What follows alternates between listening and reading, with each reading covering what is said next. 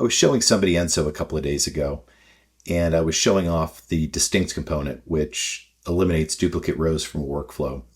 And the question came up, which was how many rows were removed in that process? And I'll show you a couple of different ways on how we would calculate that. So one is visually, so we can look here, and at the bottom of each component, you see a row count, and we can just do the math.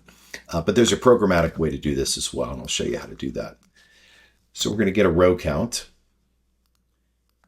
in the prior component, so 2056. We'll get a row count here as well. 2036, simple enough. But now we can do math on this because they're just a couple of numbers. So I'm going to put in a minus sign after this one. I can plug this result in, and now we have our answer, which is it's 20 rows. We can label this with a comment so that we know what we did. Number of rows removed during distinct. And that's it. It's as simple as that.